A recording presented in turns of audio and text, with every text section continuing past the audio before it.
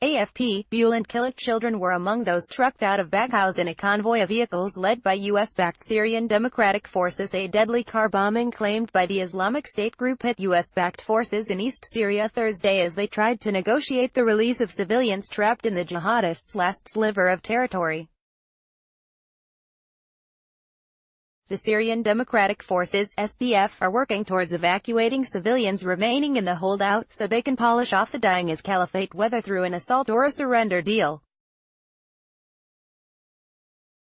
The jihadists overran large parts of Syria and neighboring Iraq in 2014, but several offensives have retaken all but half a square kilometer, a fifth of a square mile, of the territory in the eastern Syrian village of Baghouz.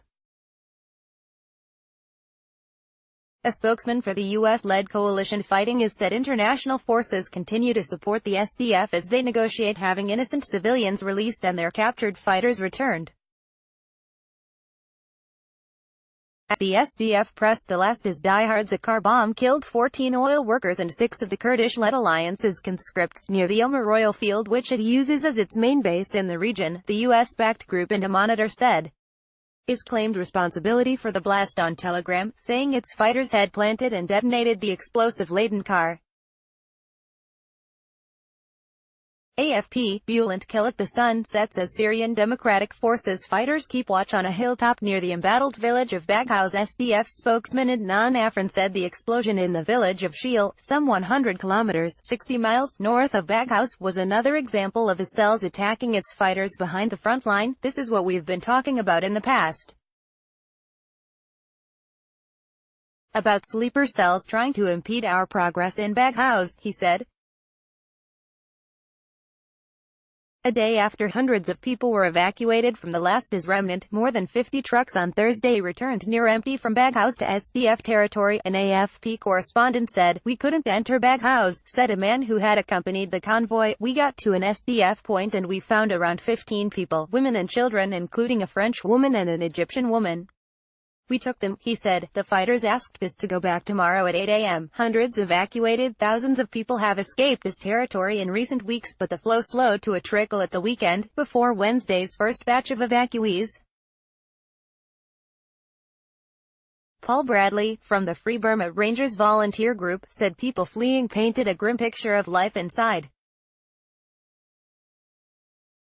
AFP, Dalil Souleim, and suspected Islamic State group fighters who surrendered to Kurdish-led Syrian Democratic Forces (SDF) are trucked out of the jihadists' final pocket of territory. They showed us this bread that's basically mashed up wheat with water burnt on both sides, $16 a kilo, he said.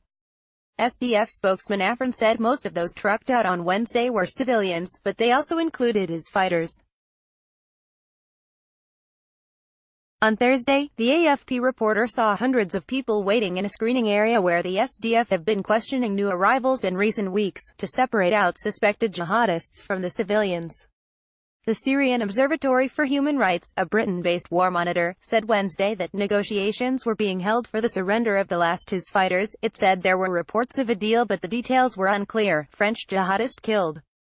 AFP, Gal Roma's group foreign fighters and returnees at the height of its rule, is imposed its brutal ideology on a territory roughly the size of the United Kingdom, attracting thousands of supporters from abroad. But the jihadists have since lost almost all their territory, and hundreds of foreigners suspected of being his fighters, as well as related women and children, are being held by the SDF. Other foreign members have been killed. A top French jihadist, who voiced an audio recording claiming responsibility for the November 2015 attacks in Paris, was killed in an overnight airstrike, security sources told AFP on Thursday. Fabien Klein, who is believed to have gone to Syria in March 2015, was killed in Baghouz, they said. AFP, Dalil Souleim and the Syrian Democratic Forces are backed by airstrikes by a US-led coalition against the jihadists across the border. Security officials in Iraq said the SDF handed over 130 Iraqi jihadists to Baghdad on Thursday, but SDF spokesman Mustafa Bali denied the claim. Syria's Kurds have long demanded the repatriation of foreigners accused of belonging to IS in their custody, but their home countries have been reluctant. U.S. President Donald Trump said Wednesday he was barring a U.S.-born, former IS propagandist from returning home from Syria, where the conflict has killed more than 360,000 people and displaced millions since 2011. Secretary of State Mike Pompeo said Thursday that the diplomatic status of the father of Alabama woman Hoda Muthana means she is not a U.S. citizen. It came after a lawyer for the family of a teenager who fled London to join the jihadists when she was 15 said Britain was revoking her citizenship.